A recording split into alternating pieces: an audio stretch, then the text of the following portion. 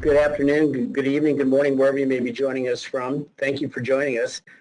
As you know, this Saturday night, All Elite Wrestling will broadcast the second edition of Full Gear from Daly's Place Amphitheater in Jacksonville, Florida. In this final pay-per-view of the year, we have 4 championship titles on the line. Obviously, some very, wildly entertaining matchups on deck and some developing storylines as well. So with us today to discuss Full Gear and the current state of AEW is Executive Vice President Cody. So without further ado, let's turn the call over to Cody for some opening thoughts, and then we'll open the lines for your questions. Cody? Thank you, Jim. It's been an honor for us to continue working and helping to provide a bright spot for fans in these difficult times. I'm looking forward to Saturday's Full Gear and my match against Darby Allin for the TNT Championship title, the Ace title. The rest of Full Gear will be nothing short of spectacular. With its 4 championship titles on the line and other world-class matches, it will be a night to remember. Looking forward to talking with you guys. I set out of All Out. I'm back. This is my pay-per-view return. This is officially a Cody pay-per-view. Let's get this media briefing started. Hit me with your questions, please. Fantastic. Okay, thanks, Cody. So what we're going to do is I'm gonna announce who's up first and then who's going to follow. So William Pritchard from WrestleZone, you're up, and Louis Dangor from Wrestle Talk, please be ready after William. William, you're up. William, you need to unmute your line. Hey, Cody, how are you doing? Good. William, how are you? Guess I'll just get right to it and ask about the Rhodes last name coming back. What led to it? Your thoughts on using it on TV again? Just because I know in the past you've said you kind of got used to using just Cody as a mononym and, found an appreciation for it. So just your thoughts on being Cody Rhodes on AEW TV now. Certainly. I always do, when I get the opportunity with a live crowd, to send them home with some note. I always assume it's confidential, which is the silliest thing ever when you're talking to a live crowd with cameras everywhere. I'm very happy about being Cody Rhodes again. The details of it all aren't important other than it was a very positive, no hard feelings on either side type scenario. I will say, though, it's not something I probably will use in the wrestling space. I've gotten very used to the American Nightmare Cody. I like how Justin Roberts says it. I just like it. I've liked it for some time. Where I'm most excited about Cody Rhodes being available again is when it comes to third-party ventures and things like Go Big Show that I just took part in, the show I was part of that's coming to TBS, and other projects like that, only because in our wrestling bubble that we're all in, and we're all a family and a part of, all of us, everyone kind of knows the saga of Cody Rhodes. When you dip your toes into different waters in other worlds, they may not understand, and they don't need that pre-existing equity or baggage. So it'll be nice to finally tell them what they can credit on the screen and where the SAG credits can go. And things of that nature. It was a very special day. I'm happy it worked out, and I'm very thankful for everybody who was involved. Thank you, Cody. Okay, Louis Dangor, you're up next, followed by Steph Francombe from Steel Chair Wrestling. Louis, the floor is yours.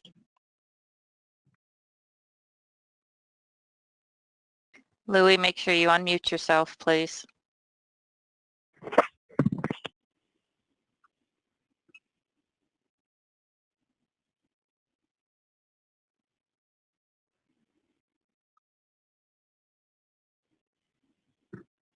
Can you hear me now? Yes, we can. Perfect. Sorry about that. Hi, Cody. How are you? Doing very well. Perfect. So a question I wanted to ask you, we've heard obviously on the buy-in, it's now going to be Allison, obviously formerly Sienna, Allison Kay versus Serena Deeb. So from what you obviously can tell us, how did that deal come to be? How is Allison Kay obviously in the position to be wrestling with you guys? And is this sort of a a one-off, or are we going to be seeing her more and more on Dynamite and on Dark over the coming weeks and months? Sure. One thing that's really special about AEW is, and we say it, and it sounds like a shill, but it's not a shill. We're open for business. Our bridges are down and our doors are open. What came up with Allison and Serena, who I can't say enough nice things about either of them, but particularly Serena, what a strong presence she was on not last night's Dynamite, but the week prior. Just really talk about stepping up to the plate. And I've known Serena since I was 20 years old. She's a very, very special wrestler. But in terms of that match, having another women's match on the card, I think Tony Khan was the one who had the foresight to connect with Billy. He's always connecting with Billy when it comes to the NWA presence, which is a lingering thing, and it's a good lingering thing. They have a good relationship, and like I said, the doors are open and the bridges are down for different companies and people from different worlds to cross over, and that is what you're seeing with AEW Full Gear, having the NWA Women's Champion on the show and having someone like Allison, who has a great deal of buzz and who's captured the imagination of the audience, especially just recently, a great veteran, revered and respected in the wrestling world. I think it'll be a hell of a match.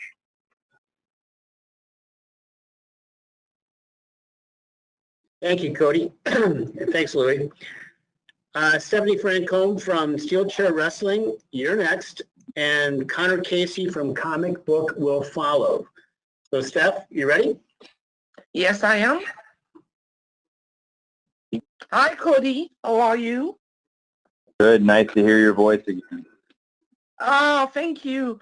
It's always a pleasure to hear your voice, too. I wanted to talk to you about Eddie Kingston.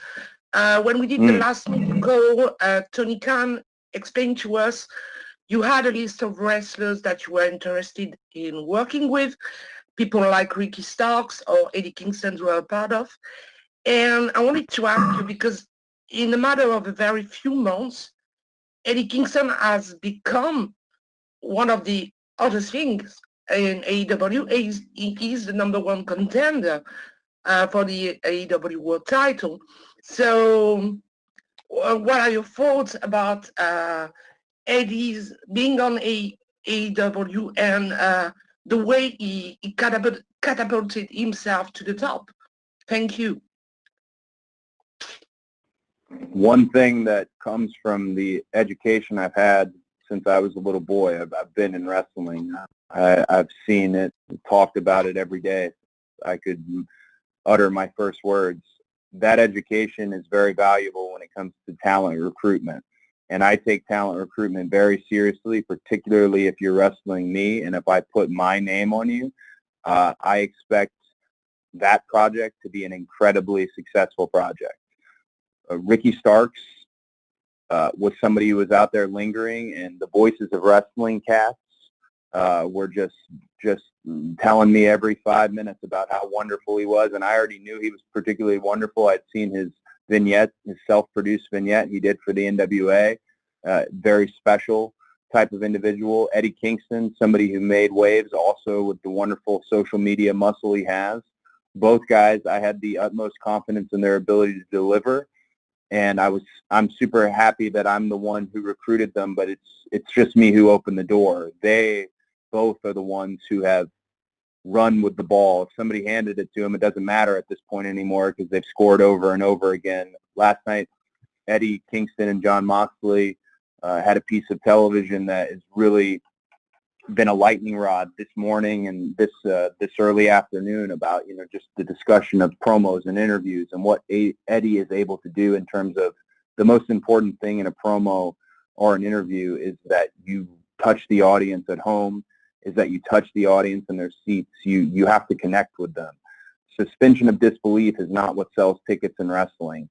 The personal experience, the connection, a personality connecting to another personality. If you're watching AEW, you have your people who you want to win. You have your people who you don't want to lose. You have your people who you like to root against. Eddie has that ability to connect to an audience, and he has it with his wrestling ability in the ring, and he has it with his ability on the microphone. That's what a wrestler is. That's what a total package really is. I'm so proud of Eddie, which is a strange thing to say about such a hard dude.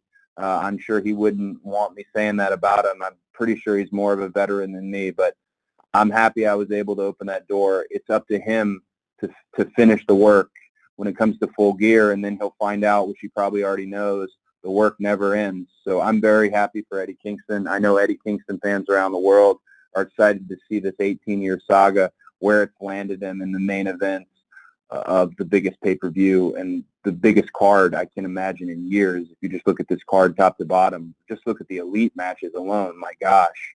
And Eddie to be at the top of the bill with Pretty Platinum with the World Championship. Gosh, it's got to be a big moment for him, and I'm confident he's going to execute. Thanks, Cody. Okay, next up, we've got Connor Casey from Comic Book, and then on the on-deck circle, John Alba from Spectrum Sports. Connor, you're up. Hey, Cody. Thanks for taking the time today. Appreciate it. Hello. Wanted to ask you about when AEW first launched, you talked often in interviews about how it was going to be a sports-centric product. I'm curious, has that approach changed at all over this past year with more things like promos getting added in and the MJF, Chris Jericho, Dinner Debonair segment we saw a few weeks back? I look back at what I said, and sometimes I chuckle a bit because I hit things so hard before the first AEW show, because no matter what we were aiming for and no matter what we envisioned, you don't know until you know. You don't know until the lights are on and the red light is blinking and you're off and beaming across television sets to the world. When I speak of sports-centric wrestling, I speak of the wrestling that I grew up on, Jim Crockett Promotions, World Championship Wrestling, WCCW, I mean, everything that was available to me in the South, and just that library that still currently exists. I also speak of the current MMA scene with what UFC is doing, the current boxing scene in terms of unscripted promos and drama that is existing based on who the people really are, or who the people want you at home to think they are. So when it comes to sports-centric wrestling, I consider everything I do, me personally, to be sports-centric. I honor my own identity by presenting myself as such because that is who I am. You talk about Dinner Debonair. That is who Chris Jericho is. There are different flavors of ice cream that we serve at AEW, and it is very funny to me, some of the modern, I don't know if pundits is the term, the wrestling journalism that tells you it has to all be one way. That hasn't worked for anyone you've told that it has to all be one way. So why tell us such? It's very much different flavors. Chris represents his brand incredibly well. The meta style that the Young Bucks have is very well. The strong style approach that Kenny is bringing back into his singles repertoire, very much himself. Honestly, so many different flavors.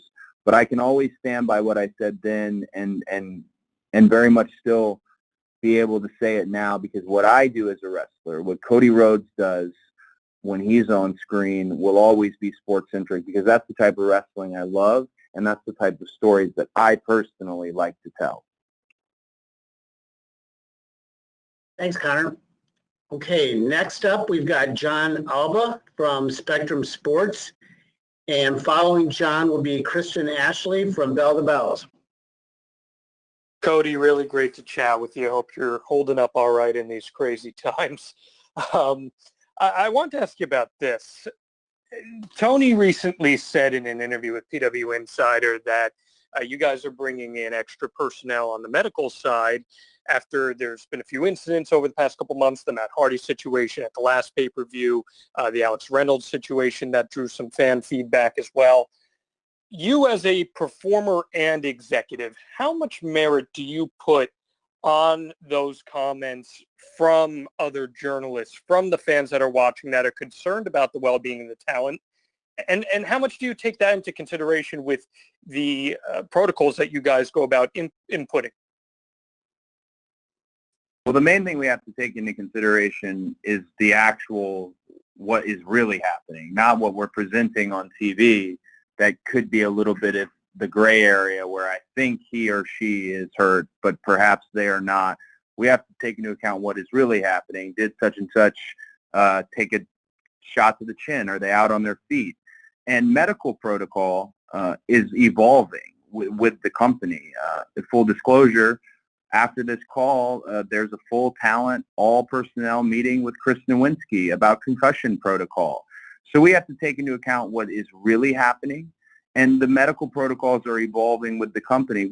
Talent safety, talent health and safety, your ability to do this and then go home to your wife or your husband and your children, and your ability to continue doing this is paramount. It absolutely so significant. So you have to be able to, I guess, plow through the background noise and the armchair quarterbacking of it all and take a look at what the situation really is. We have a wonderful team medical here that is led by Doc Sampson. We have Bryce there leading the charge with the training. Our training room protocols are lovely, and we're even doing on-site rehab. There's a lot of wonderful things we're doing, and we are evolving as a company. We are learning, and that's learning from the things we do right and the things we don't do right. But again, talent safety, it's paramount. It's paramount to me personally, just as a performer, but also paramount in this role as an executive. Wrestling is violent, and I think some fans have forgot just how violent it can be, but it should never be so violent that you're injured. I even said in an interview not too long ago, you'll always be hurt, but you should never be injured, talking about wrestling. And I want to make sure that our boys and girls are always healthy and always happy, and that their families trust us when they give us their bodies like they do. So short answer, concussion protocols, medical protocols are evolving daily with an effort of only bettering them. We do ourselves no service by running a sloppy shop or not having those protocols. We need those protocols, and we do have them. Thanks, Cody. Okay, Kristen Ashley from Bell to Bells, you're next, and then I'm going to go to a write-in question. Kristen, you're up. Hi, thank you. How are you, Cody? I'm good. How are you? Really good, thanks. So there's been some disappointment, a little disappointment from fans regarding the lack of storyline build for Shida versus Nyla. Can you comment at all on storyline decisions for this match? Of course. I personally am not disappointed, because my outlook on wrestling is there's a wrestling ring, and we have wrestlers, and we have rankings, and there will be matches. I do understand that for the last 20 years, fans have been conditioned to think that every match is going to start with an invisible camera and a piece of cake and catering, and someone takes that last piece of cake and now there's drama. Now there is a, quote, storyline. In our case, sports-centric. We're right back to it. I meant it when I said it. I hope folks aren't disappointed when they get this actual wonderful match between two incredible female performers. Shida, there is no one better than Shida. And I'm talking about our women's division, our men's division. But I am aware that for 20 years they've been conditioned to every match needs to have a War and Peace story connected to it. That will not be the case with AEW. We have wrestling matches because we're a wrestling show. It's in the title. And I hope if there was any disappointment in the build, there will be no disappointment in the execution. Thanks, Kristen and Cody. Okay, I've got a writing question delivered to us from Kyle Masters from All Elite Podcast.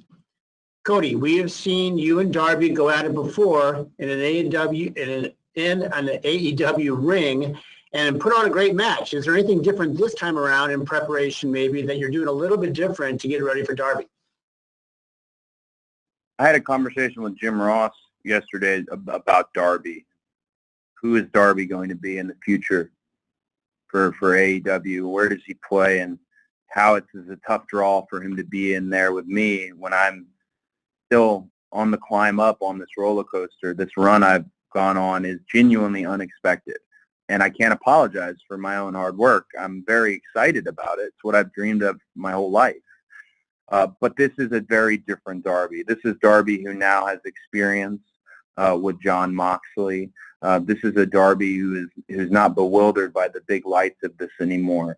Darby is one of the most dedicated wrestlers at AEW. He doesn't party. He doesn't politic. He consistently thinks of his own brand and how his brand can lean in to the AEW brand. He is a loner, but I don't think he realizes he's also a leader because of how he leads by example. When this match was brought up to me, it's already a vastly different match because I'm dealing with a different Darby and you're dealing with a different me. I gained 14 real pounds during my hiatus, and I'm continuing the bulking cycle through Full Gear all the way to Revolution. So Darby's now in there with a full-fledged heavyweight. And Darby, the longer this goes, the more in his favor this match will be because he's got the lighter, the lighter body weight, the lighter body fat composition. But I think your hot dog is not going to get cold for this match. Darby has not been able to beat me on 3 occasions. I don't think this will be any different. I don't mean to undersell my own match. I'm not looking past Darby, but I think there were other challengers that could have stepped up. And if Darby is the one, if he's not going to bend the knee again, then I'll stand corrected on that. I'm very proud of Darby. I said on the air last night, I solely recruited him when no one else wanted him. So I'm glad to have him in this match. I'm not looking past him at all. Thanks, Cody. Okay, Jim Varsalone from the Miami Herald, you're next. Sorry to surprise you there.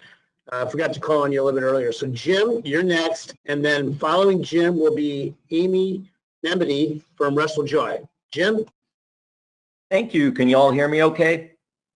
We can. Oh, great. Thank you, Cody. Yeah, I'm glad you mentioned Darby. Just what an incredible story for him and to see a young talent like that. And that leads me to AEW Dark, which I really enjoy. You get an opportunity for good talent, maybe not as well known like Alex Chamberlain, Red Velvet, Kylan King, D3, and others to work with established talent. And I'm just curious, whose idea for AEW Dark and what is the goal of AEW Dark? So this is where I can take a little credit, but then I have to instantly give credit out, which I'm quite all right with. AEW Dark, the title was mine.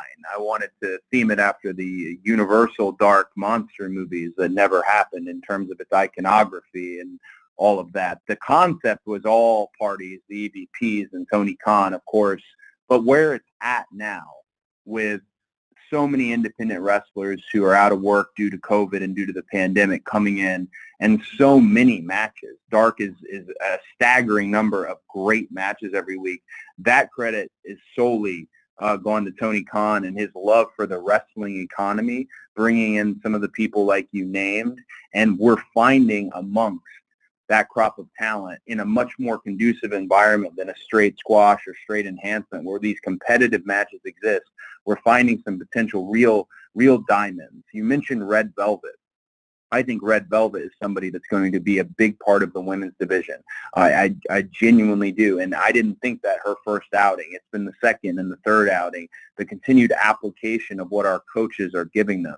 Dark is another really wonderful space for our coaches and talent to go out there with super long leashes and have a lot of fun. We have Jerry Lynn, Dean Malenko, Dustin Rhodes, BJ Whitmer, Christopher Daniels, QT Marshall. We have these coaches from all walks of life and all different styles, and be able to be out there and not be hamstrung by Dynamite itself or those time parameters perhaps. It's really created a wonderful thing. Dark is, if I was not on Dynamite, I would want to be the king of Dark. Not unlike Ricky Starks is doing at this moment. He's very smart. I would want to be on commentary. I would want to be doing promos. I would be wanting to do competitive matches, enhancement matches. Dark's very special, and right now Dark does not exist without Tony Khan and QT Marshall because they stay up all night. Me, little old me, I need to get my beauty rest. I have to sleep because I'm still wrestling, but Tony Khan and QT Marshall stay up all night coming up with the best darks for the best people, and it's really been something that has has assisted and supplemented Dynamite, which it was intended to do, helping us find, recruit, and develop new talent. Thanks, Jim and Cody. So up next, we've got Amy Nebedy from Russell Joy. And behind Amy, I'd like to ask Sean Leolis from CBR to be ready. Amy? Hi, Cody. Thank you for your time. I have a question. In a very short time, you've gone from debuting a new title to making the TNT Championship one of the most highly sought after titles in the world. How does it feel building and cementing your legacy with TNT? And who do you feel can best carry that torch forward? Well, that's a great question, and we really have to deliver with a question like that. We really have to deliver on Saturday in terms of the TNT title because, again, it goes back to that piece of cake example. 20 years, people have been preconditioned that other singles titles somehow are less than another title. We don't have any positioning of our titles other than what the fans dictate. Now, we can do our best to present you Jon Moxley as the world champion and the best wrestler in the world, PWI's #1, which I was genuinely super pissed about. I thought this year was my year. I don't want to get on a tangent, but I had this big plan to do a centerfold deal where it reveals and they do pyro. I was ready, and PWI keeps that list so close to the chest. But if you ever meet a wrestler who tells you they don't care about the PWI 500, you haven't met a successful wrestler. Believe me, we all care. I'm gunning for #1. I didn't get it this year. That random weird tangent aside, I love my favorite moment of the night is when I walk from my office to the go position and I have the title on because it is such a beautiful physical belt. It is such a beautiful physical belt, and nothing feels more like wrestling than having that around my waist. It just is, it's perfect. And I think there's a number of people, if I wasn't carrying the TNT title, a number of people who could carry that title because it really is at this moment the belt. It is the belt. It is the Ace Championship, as Jim Ross has dubbed it. I could see someone, if it wasn't me, someone like Pac, someone like Darby Allin, of course, someone like Scorpio Sky, Hangman Adam Page, Jon Moxley himself. I mean, there's no singles division better than what AEW has, hands down, in terms of the bell to bell. That title, if it leaves my hands, and inevitably you win some matches, you lose some matches, it will leave my hands at some point. When it does, I'm sure the person that's carrying it will carry it with the same amount of equity it was born with. It is a title that really, really matters. And all you need to do is just vanity search it, and you'll see the discussion. When there's discussion, that's a success. And it is the most widely discussed belt in all of sports, and I'm so proud to be the one carrying it. Thanks, Amy. Okay, Sean Leolis from CBR, you're up next, and you will be followed by Stephanie Chase from Digital Spy. Sean? Hey, Cody. Thanks for taking the time to talk to us. I've been watching wrestling for well over 30 years, and I've noticed one thing AEW is doing is bringing back a lot of what I love from the past, mainly with the managers, as well as the massive amount of factions you guys have in AEW. Could you talk a little bit about bringing back these tropes from the past that have kind of got phased out in the last decade of wrestling? Well, I think it's about bringing in people at a different phase in their career, perhaps. If you look at Vader in the early 90s when they paired Harley Race with him, when Dusty put him and Harley together, it was a match made in heaven, made for great, entertaining matches with Sting, with Ric Flair. And when we look at how we present our legends and our luminaries, we present them as they are. We're not trying to tell you they're in their prime. We're telling you they're the experienced elder statesmen and stateswomen of our world. They're passing on the knowledge. Arn's a great example. Arn is not an on-screen manager. He is genuinely a coach, and he has been for me since 2007. Nobody was harder and meaner to me when I first started and debuted as a television wrestler than Arn Anderson, and that was what I needed. Some people respond to positive reinforcement. Some respond to negative. I needed that. I'm stepping into such a role in terms of being the son of the American dream. My gosh, that's an impossible hill to climb. Arn knew that and knew what I would need to do it. And look at how long it has taken. That's why it's so important that he's with me, and that's why it's so real. There ain't nothing fake about Arn Anderson as the coach. You can make fun of that play card. Maybe that's a little silly, but if you look at the actual card, there's real moves on there. In terms of the factions, not to get too far away from your question, factions, stables, groups, I look at what I'm doing with the Nightmare family more as a team. It's to spread the real estate out. It's more of a like-minded team of people who like to do the work, a little bit of the goody two-shoes types, you know, all American good guy types. And I like to have a young upstart, someone like Lee Johnson, who now will have Arn Anderson at his, you know, side to get that knowledge. I like that for what you see on screen and behind the scenes. Then you have the inner circle, a very traditional stable in terms of just how powerful and how much talent sits in one group and how much utility sits in one group. Look at what just Jake Hager just did, undefeated, in terms of showing up to TV with both his eyes swollen shut, but still undefeated as an MMA fighter. And I like a lot what New Japan has done with its factions. If you're in a locker room in New Japan, chances are you're in some sort of faction, but it's more of a team. It's more of a camaraderie and a brotherhood. And I think, to perhaps answer your question best, the reason why it feels so traditional and feels so old school and likens back to those older days of wrestling is because it's very real. It's very real. I'll never look at anyone and tell them wrestling is fake. Never. It's because I know just how real what I do is. And when you put real on TV, it translates. It becomes real good entertainment. And those factions are genuine brotherhoods and camaraderies and sisterhoods, and that's what makes the difference, really living and dying on each other's success. I'm very picky with who I put in my own group because I want them to represent themselves and me in the best possible way. But I'm glad to hear you're enjoying how we are presenting things at the moment. And one thing that's very special to me, having had a wrestler as a father, I didn't always like how he was treated when he was older and he was brought in as a novelty. It would actually make me sick sometimes. That's why when we bring in our legends, we bring them in as legends. We expect nothing of them other than to be legendary and to respect them as such. And Tony Khan, being a student of this game who literally can pull out any fact, any match, just an absolute lover of this industry, really is good at leading by example and showing how we should showcase these luminaries. Thanks, Sean. Thanks, Cody. Up next, I've got Stephanie Chase. Then I'm going to have a write-in question for you, Cody. And then after my write-in, Mike Johnson from Pro Wrestler Insider. So, Mike, you're probably 5 minutes away or so. I just wanted you to be ready. So, Stephanie? Hi, Cody. Hello. Hey, great to get to talk to you. I'm from the UK, and we clearly love AW here from the stats that you shared a few weeks ago about Dynamite's success.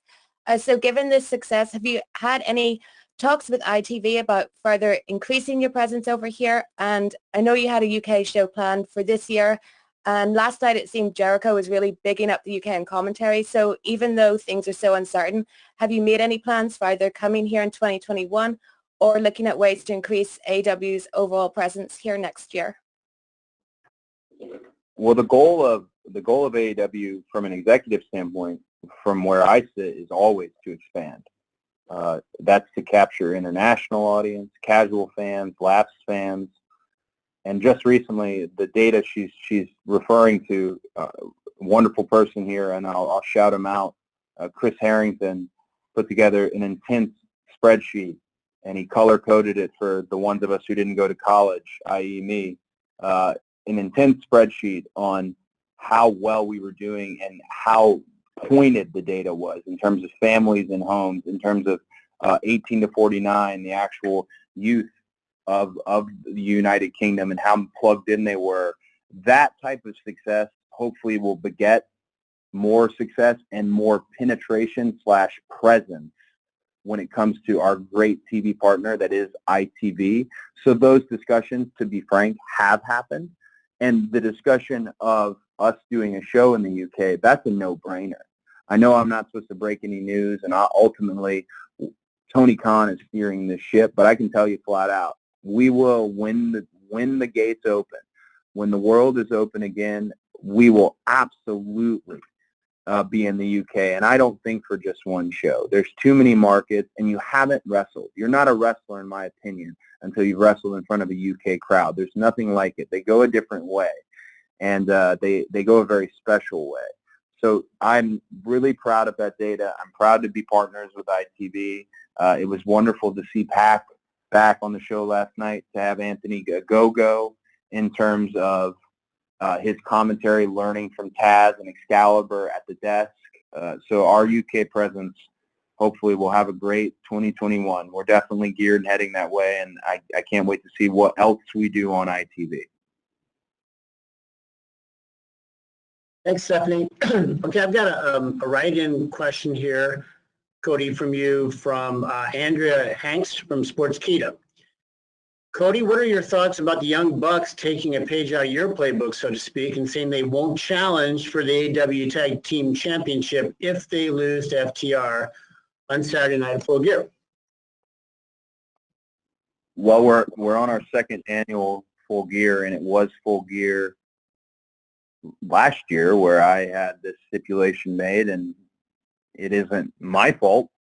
I don't mean to make excuses, and that sounded so terrible. It's definitely MJF's fault for throwing in the towel, but nonetheless, I can never challenge for the World Championship again. I'm not going to challenge for it under a different name. I'm not going to be the Midnight Rider. We're not doing any of that stuff. I gave you my word. I do not want fans to think nepotism is involved. I do not want fans to try and put an asterisk on my career because I'm in any sort of management. I gave you my word as fans. I gave you my word as people who cover the industry. I will never challenge for the World Championship. With that said, that was specific circumstances to me because I had grown up and I had seen how the wrestling smarties, and that's not the best way to put it, I had seen how they came after my dad. And it wasn't until the last few years of his life, and certainly in death, people realized Dusty was the most over guy on the show. That's why he was wrestling Ric Flair, other than Rick at times. That's what it was. They sold tickets. And that personal experience and that genuine angst, that apology for something that never truly happened, as a son, carrying that forward is difficult. And it's really hard to wrap your head around, but that's where the stipulation came from. I wanted to do my best to avoid that in my life. I wanted to do my best, whether it was true or not. So with that in mind, I don't fully understand the Bucks wanting to do that in terms of, I wouldn't have recommended it. Matt and Nick Jackson are one of the best tag teams in the world, if not the best tag team in the world. And Nick Jackson's an outstanding singles wrestler in his own, which more and more people have discovered. And no doubt Matt is as well. I think doing this is a bad idea. And I told them that in the conversation we had. I think doing this is a bad idea. Look at me. I can never challenge for the World Championship again. On this call alone, I've talked about the fact that where the belts mean and what the belts mean, but just optics standpoint, people think the World Championship is the biggest championship in the world. It's called the World Championship. So why wouldn't you want to be the world champion? And I just think it was a bad idea on Matt and Nick's part. Maybe they did not learn from my experience, but that's wrestling for you. That's a wrestler. We're bullheaded, and we are how we are. I wish them the absolute best of luck. I always will have a bond to a group that's really no more in terms of the elite. It'll always be a bond between us. We jumped off into this journey together, so I always want them to succeed. I know how important their families are, and I know how much their families would want them to succeed. But in short, I think this stipulation is a bad idea and one that can really come back to bite you in the ass. Thanks, Cody. Okay, Mike Johnson from Pro Wrestler Insider, you're up next, followed by Cassidy Haynes from Body Slam. Mike. Hey, Cody. How are you, sir? Good. How are you? I'm good. So you mentioned the legacy of your dad and how he was seen behind the scenes by fans. And obviously a big part of your AEW run is what you do behind the scenes. And there are some of the company who will refer to you as Tony Khan's right-hand man to me. I'm curious, as you've gotten deeper into the longevity of the company, how has how you approach your matches and how you approach your day-to-day changed, given you carry so many hats and now we're even representing AEW and outside entities like the TBS variety show? Like, how do you kind of maintain your drive and how do you maintain the balance of everything when every day is so different and there's so many different plates to sort of spin at the same time? Well, I think the secret for me at the moment, and it seems to be working, is every day I don't take it for granted in terms of how successful we are at the moment and how successful we are as in terms of expanding our audience. I had the great education of living through what happened with WCW. I was there every Thursday when the ratings were faxed in to our home address in Marietta, Georgia, and my dad could talk to me about why Nitro did this and that, as he was a consultant at the time and an announcer. That type of experience has led me to always be guarded, pessimistic, and very grateful. So I only want to continue to grow. There are people, my full ambitions in terms of wrestling, how far I want to go. If I was to say them on this call, I think their minds would be blown. I have no intention of stopping this climb. I want everything. The world is not enough. But I'll tell you, I want it fairly. I want it on my merit. And when it comes to the different hats and this wonderful place that is All Elite Wrestling, I just every day am thankful for the opportunity that I get to do it. And I get an incredible high. There's absolute euphoria when you have a great segment yourself and you know you nailed it. The same feeling comes when you assist someone else, when you produce something else, when you write something for somebody else, when you give them a little thing and the next thing you know, it's turned into a whole story. That experience, I know that I like this job because I like that. I like that when I get to my office, even though Tony is the end-all, be-all in terms of making decisions. I like when I get to my office at 1 o'clock on Wednesday, the door starts knocking then, and it doesn't stop knocking until about showtime. I love that. I want every one of these people that we recruited and hired, these boys and girls, I want them to get something from this, and I want to be a good leader, and I want to lead by example. So for me, it's really a matter of staying grateful and being aware that more than anything, I got a little long-winded here, but being aware this could end at any minute. It's happened before. But I want us to be around for years and years to come. The data reflects that we will be, but we can't take that for granted. We have to build new stars, and it is my job to build new stars. And take a look. Take a look at year one. Ricky Starks, MJF, Britt Baker, Sammy Guevara. We have a top, we have a middle, and we have a bottom. No other wrestling company can truly say that. Most have a top, then there's 50 miles down, then there's a bottom. We're able to move guys up from the middle, to move girls down from the middle, to move them up. That is a good sign for what we've done in year one. Now I look at year two and look at who's going to be the next. Is it going to be Anna Jay? Is it going to be Red Velvet? Who's going to be the next? Is Will Hobbs going to be the next single star? Staying humble and staying grateful, I think, will always put us in the position where we're trying to continue to expand and grow. Thanks, Mike. So we were going to call on Cassidy Haynes. I understand that pinch hitting for Cassidy is Jonathan McMahon, who's the managing editor for Body Slam. So Jonathan will be right with you. I want to give a heads up, though, to Timothy Battle from iHeartRadio, who will follow Jonathan. Okay, so Jonathan, you're up. Good afternoon, Cody. How are you? Hey, how are you? Can you hear me? Yeah, I am. I can hear you very much. I actually do have a question.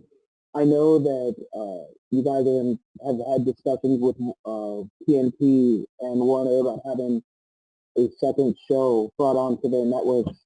And obviously the pandemic can easily put a cramp in the timetable for production of those.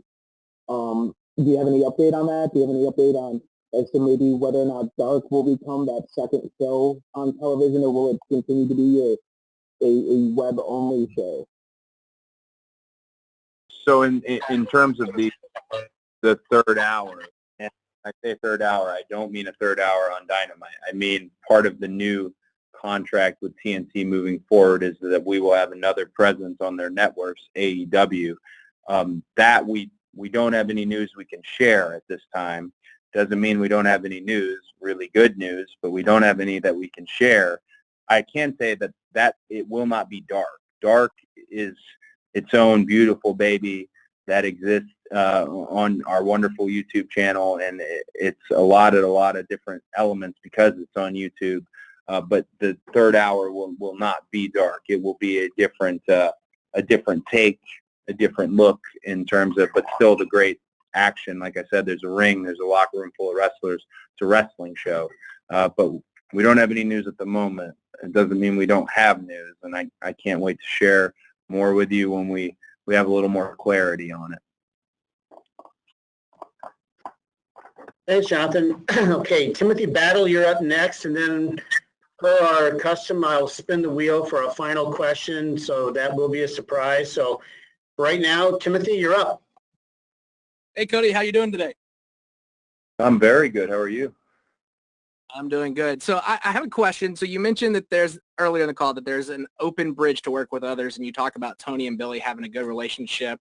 Is there any chance to get like a super show of some sort, like maybe like a champion versus champion or multiple promotions? And more importantly, a lot of people kind of want to know, could we ever get Cody, Nick Aldis 3? Wow. I feel like I'm going to ruin your wonderful exuberance with your question. The doors are open. The bridges are down. One thing I'm pretty sure we will never do, and I'm saying pretty sure, I don't think we'll ever do a cross-promoted show where we're running two different banners. We're very proud of our own identity.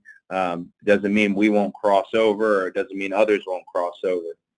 I will say the more that Billy and Tony talk, and the more you see that NWA presence, I've often brought it up. Well, the lingering question is going to be when, how, where. If we were to do a Nick Aldis and a Cody 3, if anyone knows anything about how the second match went down, and if anybody knows anything about the general nature and atmosphere of that, it's probably best we just leave it at 2. We had a great experience. One of my favorite memories in my entire life is the opening 30 seconds to a minute of All In and feeling that moment and sharing that with Nick. Nothing but respect and love for Nick. I would bet you, though, it would be very difficult for that third match to happen. The parties involved are very particular about the other parties involved, that being the entities, the novelties, the commodities, I suppose, that being Nick and myself. It's not impossible. We did it once before, and it was a beautiful, beautiful piece of business. I'm glad they were able to take that moment from All In and parlay it into more success for themselves.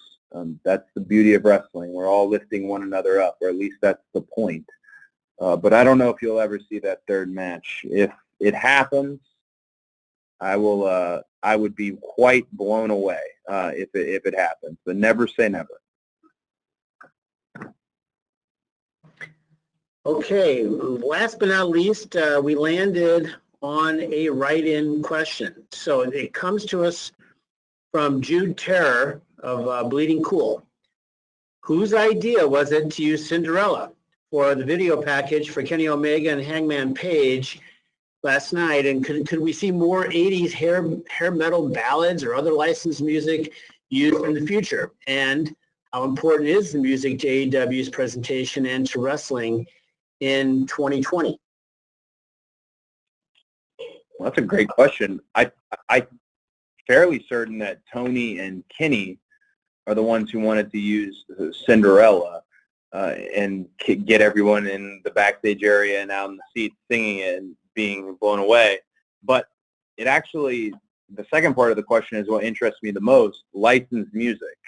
We have a wonderful in-house musician and band with Mikey Ruckus. We do. And Mikey, not unlike AEW, is open, bridges are down, doors are open to that crossover with some licensed music. Some of the best VTR vignette packages and great songs were licensed songs. you absolutely will see more of that in AEW. And it is not my money to spend, but when it's spent on music that connects with people, just like a promo can connect with people, it's typically money well spent. I think you will see more licensed music. It becomes an interesting bit of legality, which I'm learning how that all works. Again, I jokingly always say I didn't go to college. I'm getting a great experience and education from those who did. But yes, you'll definitely see more licensed music in the future for us because it's a beautiful thing. It connects with people. And there's even some perhaps on the way now in terms of the marketing of Dynamite in year 2. All right. Well, Cody, any parting thoughts before we wrap up? I was really excited to do this call. I know that Tony did it the last time in terms of heading into All Out. I had set out of All Out, and that was really tough to do. So hard questions or easy questions or long-winded answers or short answers, it's always a huge privilege to do this call and to talk with everybody. I look forward to hearing some of your voices who I've now come to recognize when we do these. I can't wait until Revolution, and hopefully I get the opportunity to do it again as AEW continues on its quest to expand and move forward. Thank you all very, very much. Please watch Full Gear. Tell your friends to watch Full Gear. Tell us what you thought of Full Gear. We always consistently are listening.